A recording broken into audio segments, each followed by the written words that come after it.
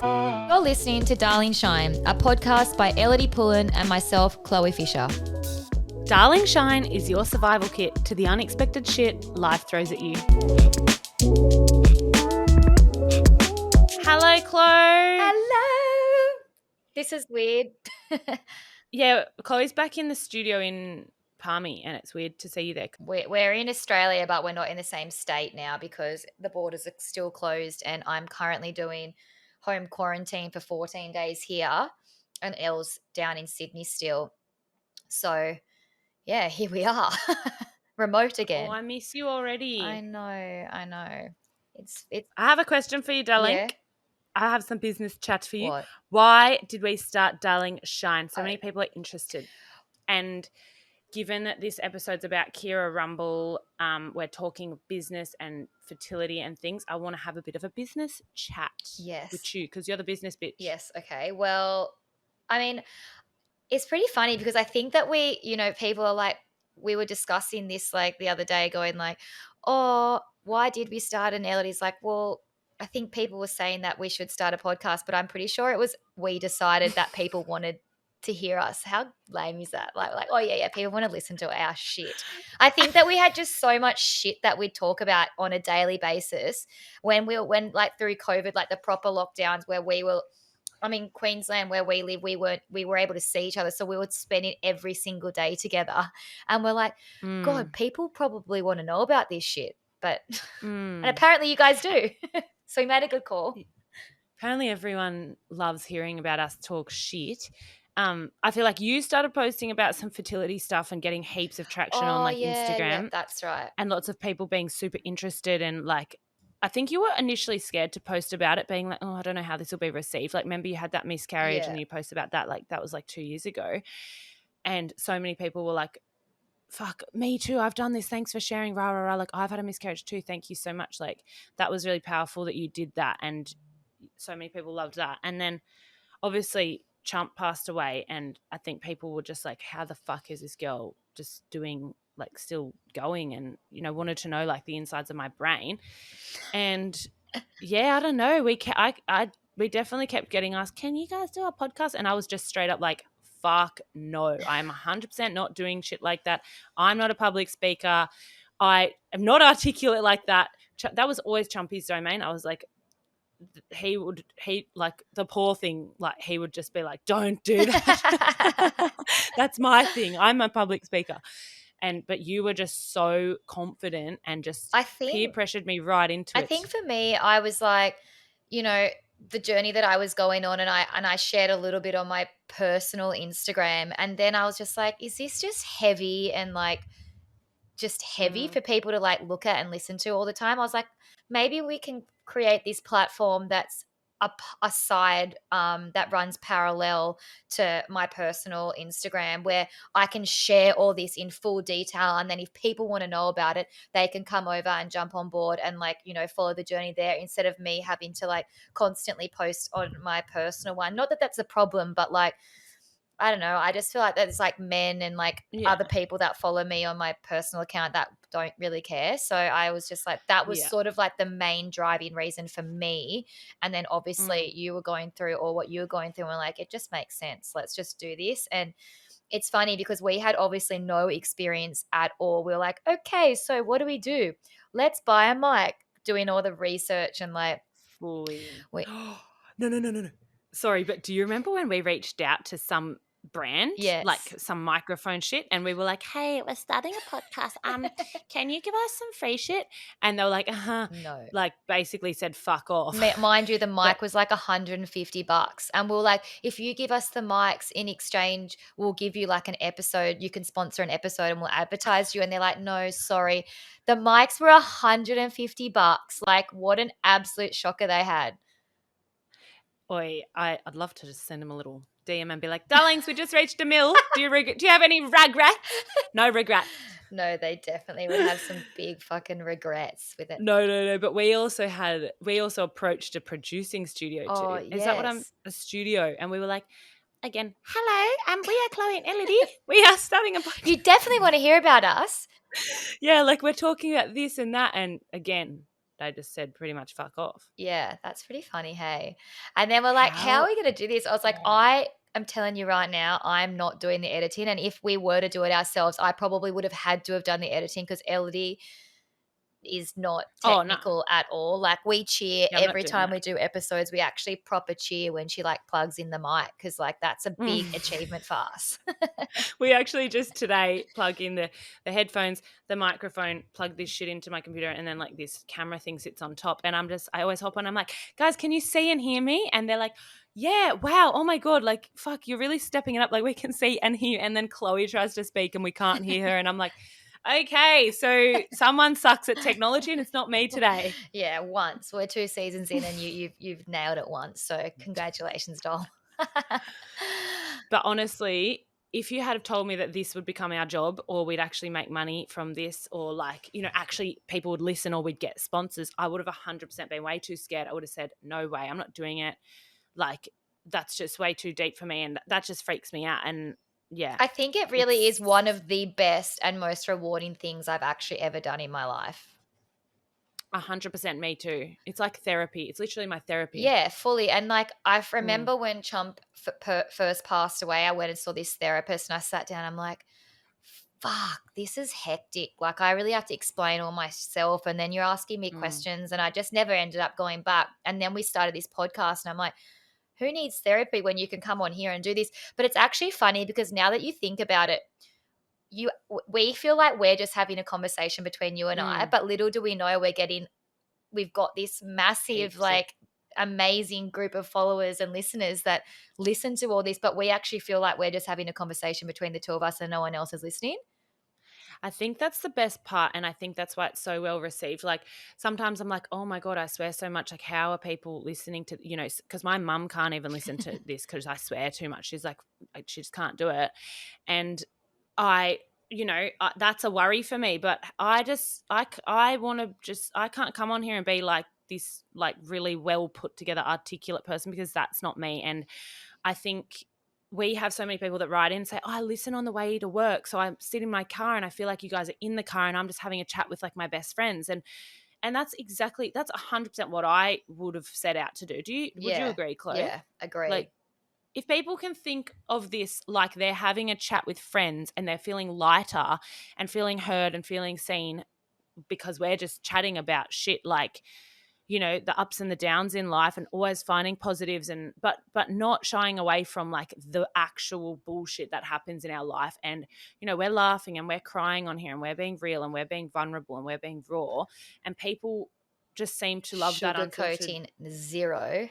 Yeah, not sugarcoating shit and just being real. Like I don't know what's going to flop out of my mouth and or Chloe tries to get me to write show notes and plan things and I just literally it's like I'm allergic to that. I just cannot do it. Yeah. And I apologize for that, but I think that's why it works. Like Chloe brings structure to Darling Shine and you bring that like professionalism. And like without you, like clearly we'd be absolutely fucked without you.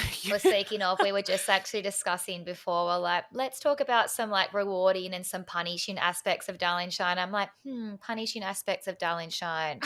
Ellidy. And then Ellidy's like, Chloe. No, I was like, Chloe. No, I tell you Ellidy's what's a lack punish. of is a punish. You're lucky you have a when mini, I wake up, because otherwise if you didn't have a mini, you'd never. I've got a good excuse. Yeah, I've always got a good excuse. There's always something up my sleeve. Yes, there is. No, but I wake up to like 47 voice notes and she's like, have you listened? And I'm like, no, I don't have 47 minutes. Yeah, but I also just want to address why I'm sending voice notes and what Ellidy forgets is I've got a broken wrist and I can barely type. But I wouldn't be reading it if it was in writing. So I was with her the other day and I look at her phone and all the voice notes are all still on there. So she doesn't open them. She doesn't even listen to them. It's not like that she's kept them. She actually hasn't listened. And I'm like, wow, I love doing business with you. Disappear. Yeah. And I was like, do you listen to this shit? And she's like, nah. So because I know I'm usually like the other day I was like about to see you and I'm like, you'll just tell me all the shit again. So why am I going to listen twice? That's why I do it. So you listen and we don't have to talk about it again. It's called repeat. That's a repeat button situation. I don't want to do that. I want to We talk. do a bit of a repeat button scenario. Poor Just Brit. happens. I've been like, since being in Sydney, I've been busy like catching up with people and everything. And so like I've been a little bit mute, and Brit, I was like, don't you worry. I'm going to be in quarantine for the next 2 weeks at home and you're going to get flogged, both of you. And they're all both like, fuck. No, Brit's literally like to me the other day, fuck, I feel like I've been on a holiday. Is Chloe all right down there? And I'm like, oi, how good is it? She's literally so busy. She's just flown in. Everyone wants a piece of her. They're just hitting her up left, right, and center to hang out. And like me and Brit just feel so fucking free because Chloe's busy. But like if I'm not doing shit, nothing's getting done. So I'm like, so is anything getting done? I mean, Brit's been great. She has stepped up and she has posted a bit on social media. But apart from that, like I'm like, so have we done this? Have we done this? And Ellidy's like, oh yeah, do it now. Yeah, doesn't do it. I was just scheming. I was just like, how the fuck can I keep her busy? Like, you know, now she's entered quarantine. You're like, here, do you want to look after Minnie for a few hours? Have her for 2 weeks in quarantine. You'll be busy. But yeah, we really want, a lot of people, like a lot of you guys are always asking us about business and like why we started Darling Shine and like what we've done and like what we've got to. Like we're actually not bludgers. Like we actually have had careers prior to this. Close a business, bitch. I want you break it down from after high school. Start with the flight attendancy thing. So I finished school and I went I actually did a course. I did an events management course at TAFE. Didn't go to uni. I just like at that time I was like, it's not for me.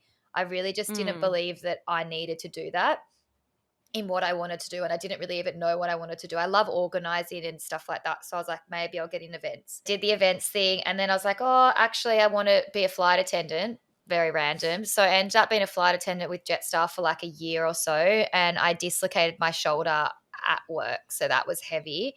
And I couldn't work because I was injured for so long. And I got to the point where I'm like, you know what, maybe this isn't for me. I actually want to get back working because I'm really bored. And I couldn't get back working because of my shoulder.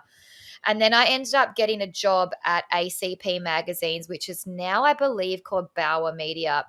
And I worked across like the Cosmo, Clio when it was like still a magazine, like Australian Woman's Weekly, Woman's Day, Men's Style, like all those like collection of magazines at Park Street in the city. I used to get the bus in every day. I think I was king shit, like dressed up with all the high heels and stuff like that. I looked after. I thought you were king shit. That was an amazing job. It was pretty fun. Like I got to go to so many amazing events. One of my clients, one year I was looking after Revlon and they sponsored Clio Bachelor of the Year. And I got to travel around Australia and like babysit bachelors. It was pretty funny, like all the different states and execute all the different events across Australia. So that was really fun. But yeah, I did like it. That was amazing. And then I met Paul and I was like, well, he lives in America. I live here. What are we going to do about this? And I actually ended up just quitting my job completely and just moving to the States and lived over there for a few months. And then I realized, I'm like, well, what am I going to do? And then I started my own swimwear label called Aloe Swimwear. It still exists today, but I don't own it anymore. A beautiful girl called Kate owns it. And yeah, I made reversible swimwear that have got like cheeky cut bottoms because I always loved wearing that sort of style, like the Brazilian kind of style. So I was like, and you couldn't really get them in Australia at the time. And like Lindy Irons, who we had as a guest on our last episode, I actually was so inspired by what she did with her label called Acacia that I was like, I need to do this sort of like in Australia. So hey, Minnie. Minnie's piping up. Minnie's back. Minnie's in the arms of Mummy. She's right. Okay. Yeah, so I kind of got really inspired by Lindy Irons. And so I started doing swimwear, obviously like on a dot scale compared to what Lindy was doing, but I absolutely loved it. It allowed me to travel. I got to design swimwear. I got to wear swimwear and like I loved every second of it, but it just got to the point where it was just too much being on the road. And I was at that point that one year, Paul and I really were like hardcore on the road all year. And I was like, I just can't do this. But I remember when you started Aloe, you were literally like the first in Australia to create Brazilian reversible cozies, and all of us girls were like, holy shit, our friend is I'll take that. Amazing. And actually, you know what? Ellidy was actually my first ever customer. How epic is that? I love you price. so much. Didn't even ask for a fucking mates rates discount. Just proper supported my friend. Friendship True blue goals. through and through. And look at us now. Full price though. And I remember that cozy. It was a little one piece. So cute. Brazilian up the bum. Stunning. Yeah, so girls, get over to Aloe Swimwear and support. Aloe. So fucking good. I love it. A-L-O-E. Yeah. Not Chloe, but Aloe. Not Chloe, stunning. but Aloe, yes. See what you did there, doll. And then once I sold that, I then focused like full time on Paul's merchandise. So I do all the Fisher merchandise, and we just launched a new label called CAR, which stands for Catch and Release Records, which is Paul's record label. So I do all that, which is it's a pretty big job, especially while we're on the road. But it just allows us to be able to be on the road. We throw ideas off each other. Essentially I work for him, and then on top of that I do a bit of social media work here and there. And then now I've got Darling Shine. You've got a bit on, doll. I do have a bit on. I'm a very busy boy. What's your fate like? Yeah, how do you compare dealing with the Aloe stuff and then going to like CAR, like it's still kind of clothing manufacturing stuff? I feel like with the swimwear, it was very much a one-man show. Like my mum and my sisters back home used to do all my shipping while I was away, and it was an absolute punish for them because like I was away basically all year. So they basically had to run that. And then I pretty much did everything else. I had a girl that worked for me for about a year, and she worked 1 or 2 days a week. But now with the merchandise, I work with a production company in the US. So I kind of am able to throw ideas off people. They help me with all the production and stuff like that. So I don't have to do everything from top to bottom. Whereas with Aloe, it was like I had to do everything. Like if I wasn't doing something, nothing was getting done. So, but yeah, it was very rewarding. I'm so glad that I did it. Like I feel like I've ticked a lot of boxes in like the business realm for myself. And now I feel like at 30, I'm like, I feel I'm very happy with what I've accomplished so far. But now with the Darling Shine Empire, I'm really excited to see what we can actually do with it for just like literally a little 3-man team. You've done so much, Chloe. It's actually amazing. What about for the listeners out there that are looking to start their own business or swimwear line or merch, or, do you have any tips? Like, did you just follow your nose? How did you have we actually speak about this in this episode with Keira Rumble, because Keira, like us, is a girl boss, and she's basically started all of her own businesses. She's also had a baby at the same time, and she's like a massive inspiration to me. Like, honestly, wait until you hear the story. We're actually about to jump on that chat with her, and you guys are going to hear all about that. And then we're going to talk about some of our basically starting a business and how you get started, because we definitely talk about that in this episode.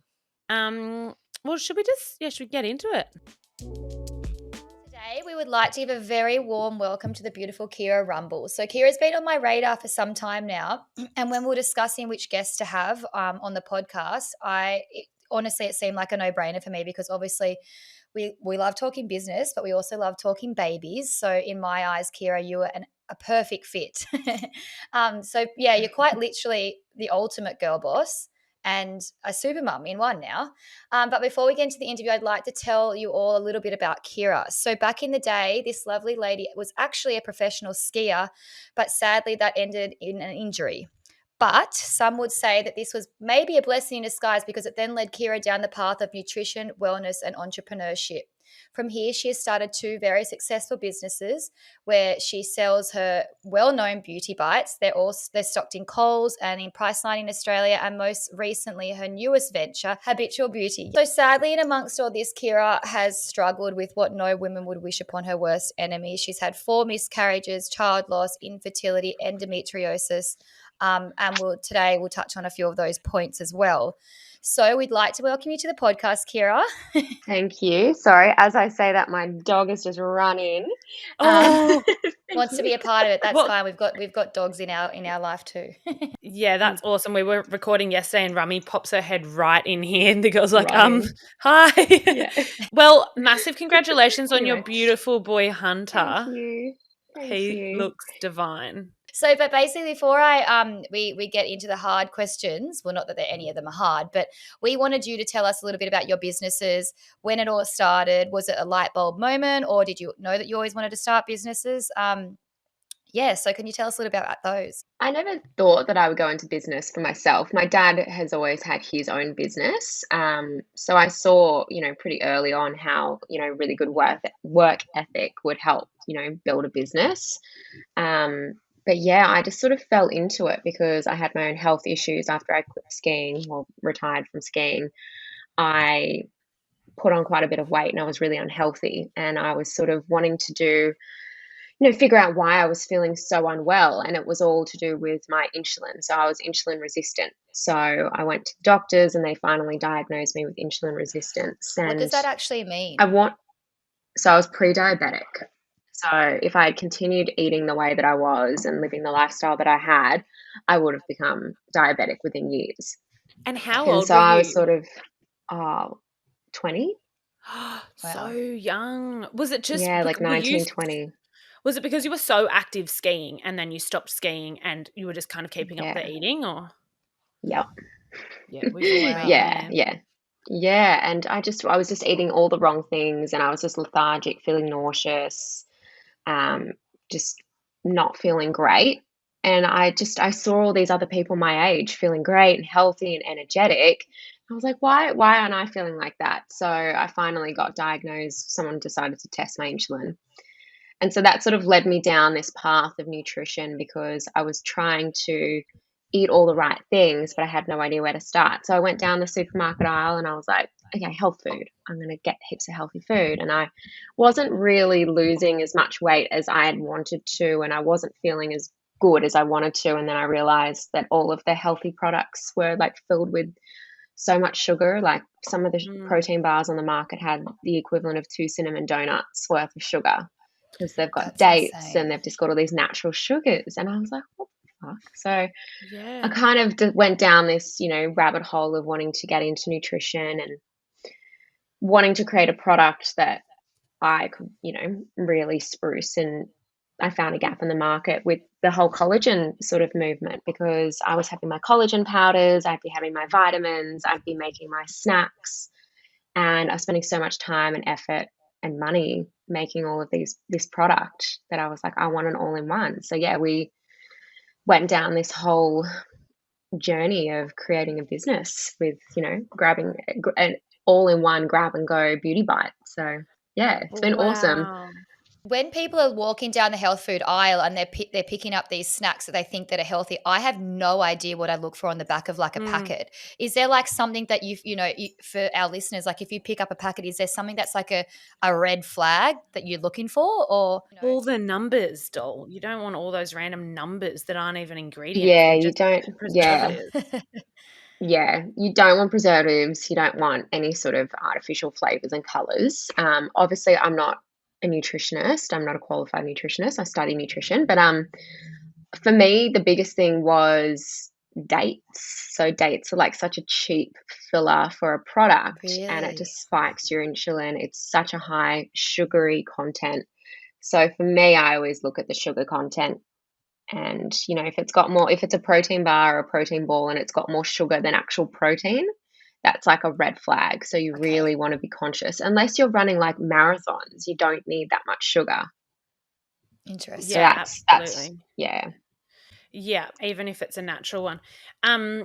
So when I was younger, I'm super interested in this because I used to make so many healthy treats, like the really yummy ones, and they were just full of nuts and everything and just like all mashed up, like those caramel slices with the layers, and each one was a different nut and everything. So good. Chloe would hate it. The sugar's definitely higher than the protein in that one. 100. No, nuts are full of protein, doll. You pipe down. And I was always like, I'm not very as entrepreneurial as like say you, Keira, would be, and definitely Chloe is too.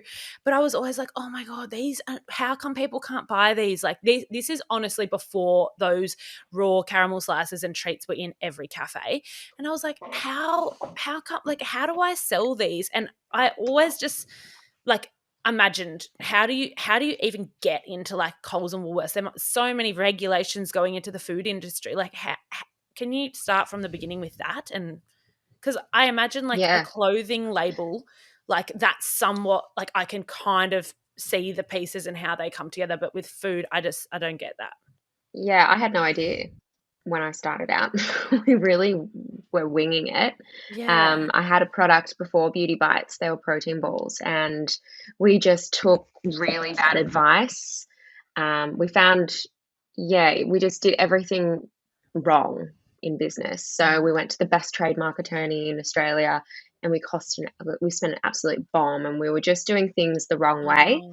So I ended up losing quite a bit of money, but I was really determined because I knew that, I had the idea of this collagen and the probiotics and the prebiotics and all of the all-in-one, and I knew that that was going to be the right product to launch.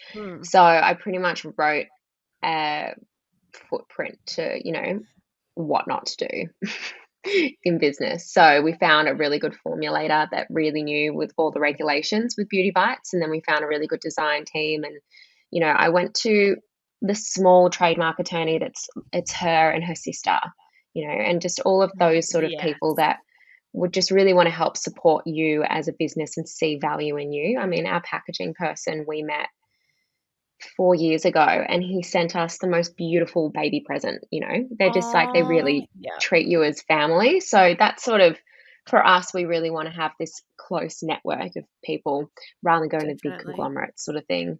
But Coles was hard. I love hearing that. Yeah, the big dogs, they don't care about you. When I started my business, I actually genuinely thought before now, I thought that you had legit background in business and stuff like that. And that's epic hearing that, because for me, I had zero idea. And when I had the idea of starting my swimwear label, it was like, okay, what are the steps? Oh, we've got to register this as a business. You are literally driving it yourself. If you don't, you have no idea. There's not a rule book on how to start a business. You actually just have to follow your nose and trial and error. And like you said, you go to the big wigs and you spend so much money and all this stuff. And then you realize that oh no, I actually don't need to do that to have a successful business. You can start small. It is very look at you. So you're a perfect example of this, people can do it without having. Even when we went to the UK, that was so we launched into Holland and Barrett, which is a grocery store over there. Massive contract for us to land. We had to pretty much in 3 weeks register a business, figure out how to get the stock over there, figure out importing licenses and stuff. And so I was just like, what the hell? How you just got to learn. You've got to teach yourself. I did so much stuff on Canva in the first year of our business, which is the online graphic design. I love Canva so much, but Canva before, it was like Canva, it was like basic Canva. But I really and there's a fine line between faking it till you make it, you know what I mean? 100%. Totally. Yeah.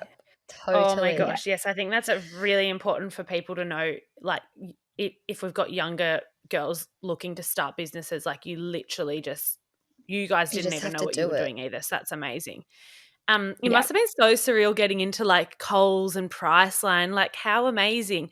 Is it weird walking down the aisle and just seeing your own product? Yeah, it still is. It's so cool because I get photos from people and my friends taking photos of other random people eating the product. Whoa, and I'm like, that's so cool that people that don't even know me are buying the product, that, they're not friends and family just buying it to be nice out of the shelf. That actually they know, they like it because they like the taste of it. The white chocolate ones actually taste like dessert. Yeah. Can you tell us how many products do you have under the Krumbled Foods umbrella? Is it just how many do you have now? Just the Beauty Bites. Yeah, we've got heaps developed, but we just keep on, we've had the UK expansion, so we put our money into the UK expansion with the Beauty Bites rather than, launching new products. And then Habitual Beauty. How many flavors do you have? We've got six flavors. What's your favorite? White chocolate raspberry. Yeah. So the cherry ripe one's pretty good too. Yeah. Yum. Yeah, I think if I had my shit in Coles, I would literally hit it up every day and buy it all off the shelf so it looked like it was always sold out, so Coles would keep buying more. But I know that makes no sense. The day that it launched, I was like to my boyfriend, I'm like, we have to go into all of the local Coles and buy them all because, I don't want to not have good sales.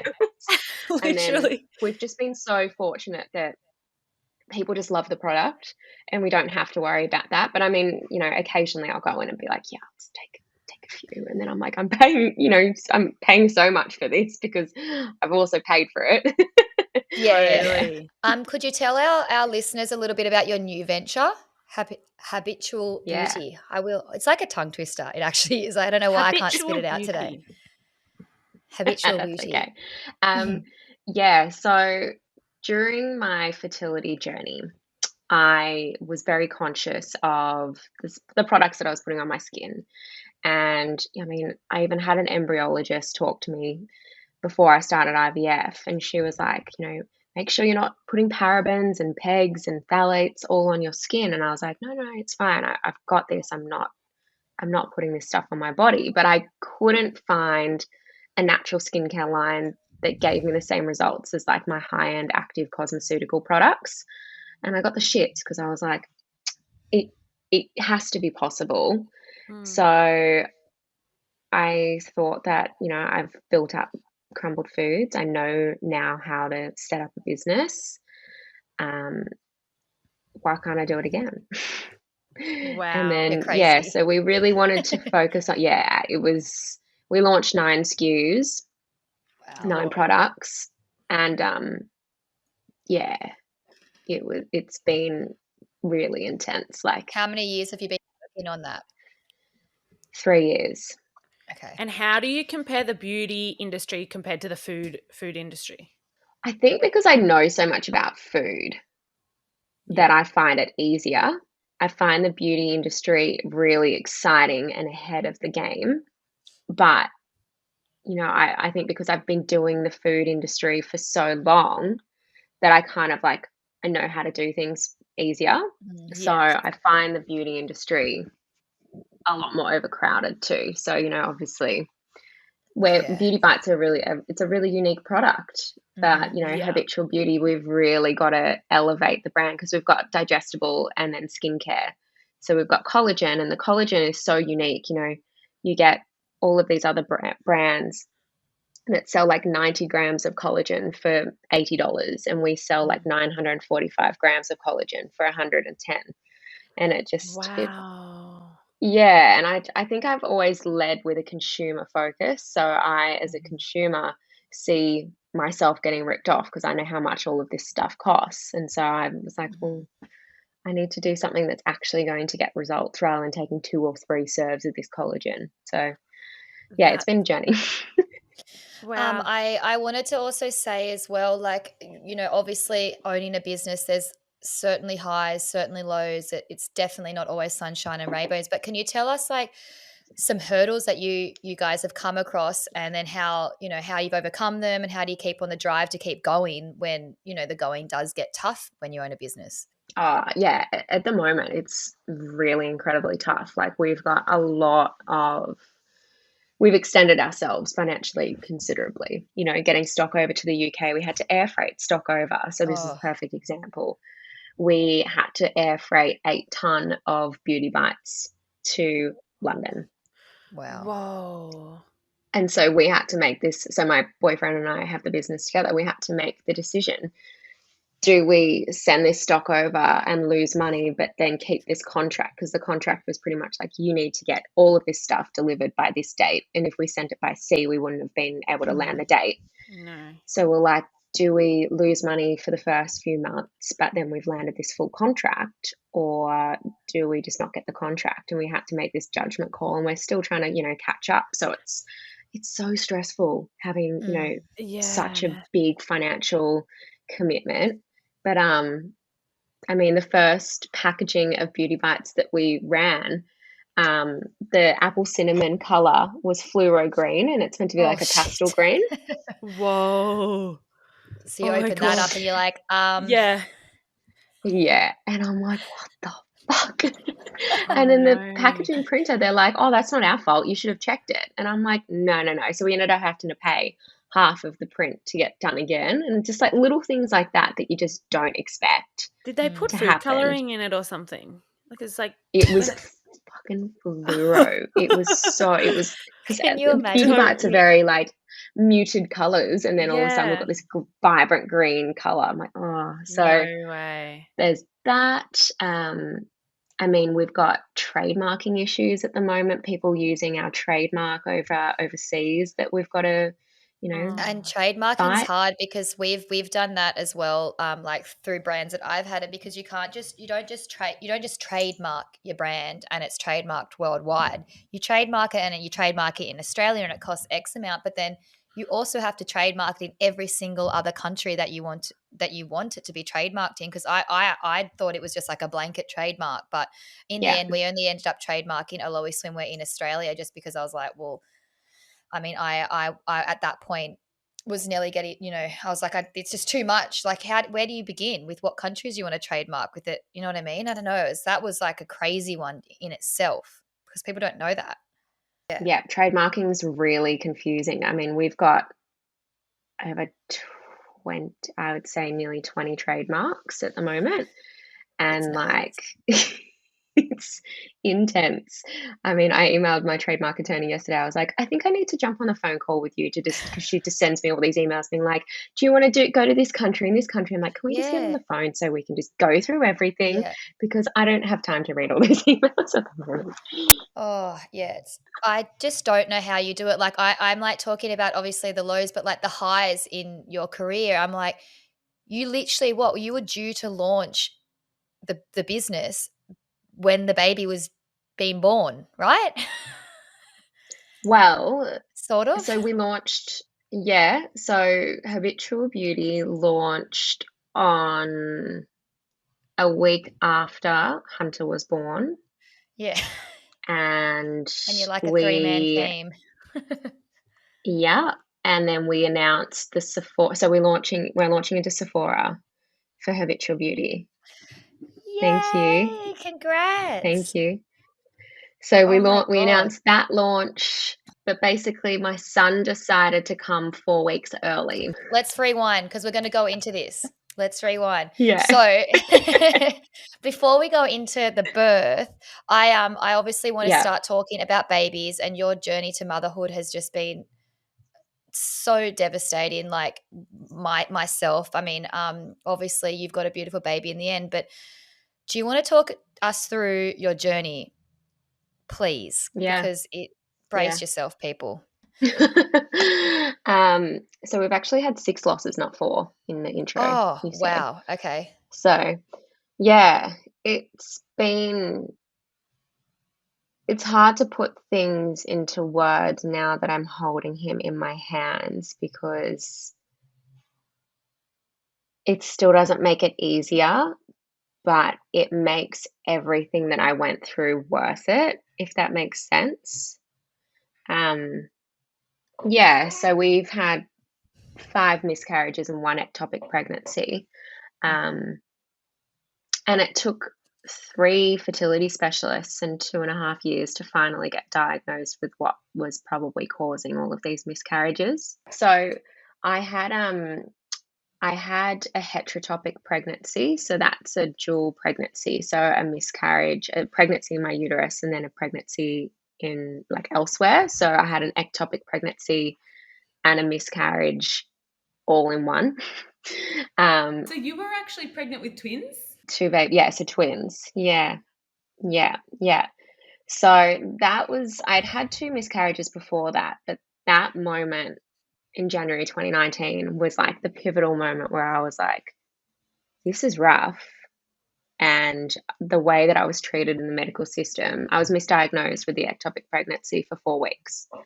I went into the hospital multiple times and I was like, this doesn't feel like a miscarriage. I've got shoulder tip pain. All of these classic ectopic pregnancy symptoms. And they're like, you need to go home, take some painkillers. What you're experiencing is normal. You should probably go see a psychologist. And I was like, it was just the most horrifically traumatizing 4 weeks, just being told there's nothing wrong with you over and over and over again. And so I started documenting it because I thought I was just going through another miscarriage.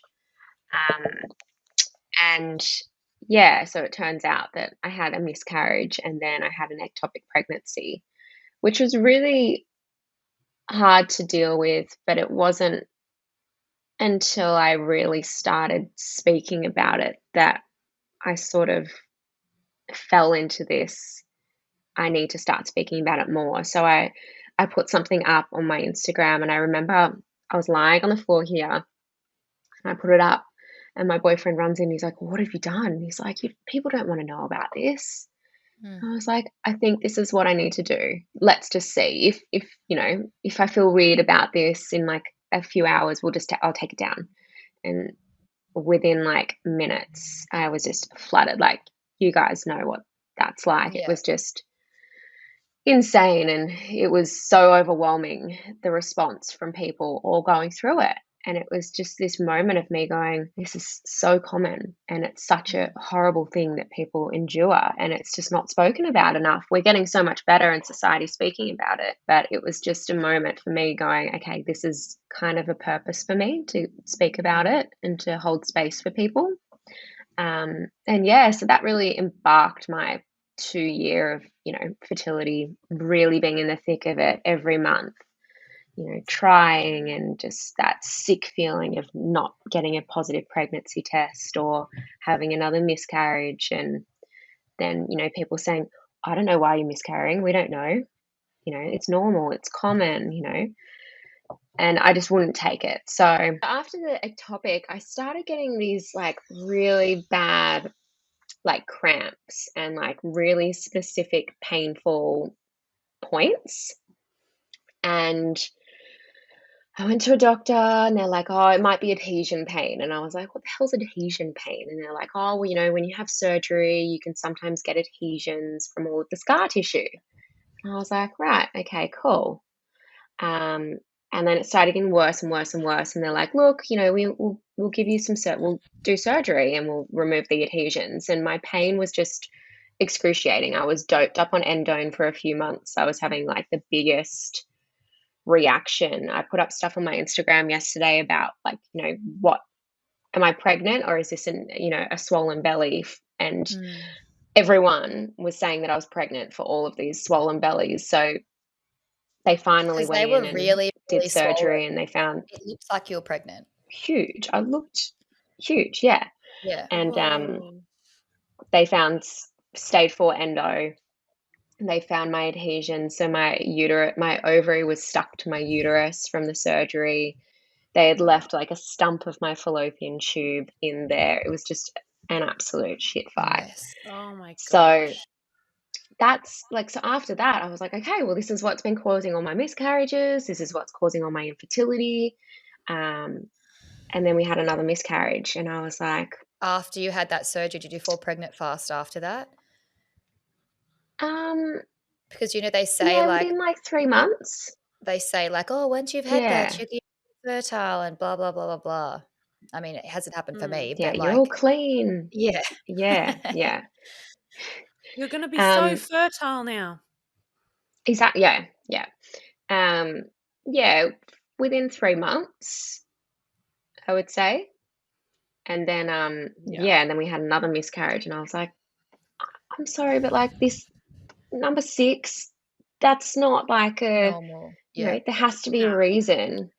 So then I went finally to another fertility doctor, and I was like, test me for everything. Like, I don't know how many times I have to say this, but test me for everything. And he finally was like, oh, okay, we'll test you for something that normally causes stillbirths in the second trimester. It's not really miscarriage related, but we'll test it for you. And so I've got a blood clotting condition called factor V Leiden. And it's quite common-ish. So basically, there's a lot of studies coming out from the US that's showing that it actually can lead to someone not implanting a pregnancy properly, and for lack of blood flow through to your uterus to keep a baby. So for us, I was like, okay, that could be a solution. An answer, not a solution. And so I spoke to a hematologist, and the hematologist was awesome. And he's like, okay, well, you need to go on blood thinners. But at that point, I'd already booked in with IVF, and I was like, I need to do IVF because I'm sick and tired of doing this trial, hope for the best, let's see. Yeah. I need my baby now, because I was at breaking point. I was mentally exhausted. Yeah. Like 6 miscarriages, that is crazy. That's insane. Yeah. yeah, I'm so sorry. Were they all around the same time in the pregnancy, or were they all different? yeah, they were all under 10 weeks, Okay. but a lot of them were earlier. So Mhm. it was very much like, this could be an answer. Maybe they're really struggling to implant properly. I had no idea. And yeah, I was just so over it. Like, all I was doing, it was just so consuming. I mean, Chloe, I feel yeah. it's It's just just so, like the answers thing it's for so me is just consuming. like I've done the same thing to my doctor. I need you to test me for everything. Like, do not test me for, and so we did all the tests and they're like, it's all normal. Like everything is in normal range. And I'm like, no, this is not normal. Like we're young, we're healthy. Why it should not be this hard when you're watching friends left, right, and center just like having sex once a month and falling pregnant, when you're like trying to do it every other Yep. day and you're not. You're like, there is something not right. And I still don't have my answer. It's doing my effing head in. But yeah, there has to be. I actually have been tested for that. What you had. And Yeah. it wasn't, but yeah, there's a few more things that I want to get. Like, I obviously have to get tested because I think both of my losses I lost at 7 weeks, pretty much around the same time. So there's definitely a reason this is not just like a fluke that this is happening to me. I don't believe that. It's bullshit. 100%. No, and that's like, I remember because this was back in COVID time, back when we did IVF, and we were sitting here on this lounge, and I was asking all these questions, and my boyfriend's like, shh, like, they know what they're doing. And I'm like, I need you to test me for Yeah. absolutely everything. And he's like, oh, it's expensive. I'm like, I don't care. Yeah. No, you don't. You're like, I'll pay anything like for I this do not baby. care. Yeah. Yeah. Yeah. So it's You have to just, bake them. And when you know something's but wrong, you isn't get that that feeling in your horrible? yeah. Mm. Yeah, look, I feel like lots of people just go to the doctors with those gut feelings, and the doctors are like yeah. So like even just for other things, like you go to the doctor and you're like, oh, I'm tired all the time, and they're like, oh, just have some B12 or something, and there's always like that gut feeling you've got this underlying issue, like, and they're always just trying to get the easy, well, no, not the easy way out, but like just not testing for everything. Why is it so hard to get tested for everything? Like, it shouldn't have taken 3 doctors to finally get diagnosed with something. No. Yeah. And it shouldn't be taking you this long, Chloe.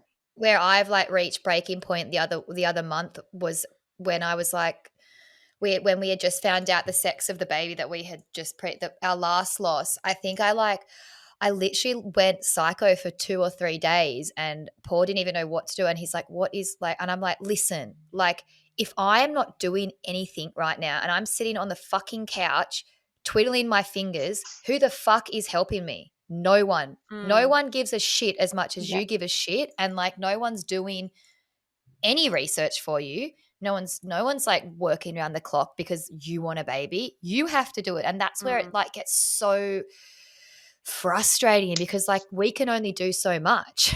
Like, we're not doctors. Yeah. We're just here scratching our heads on fucking Google.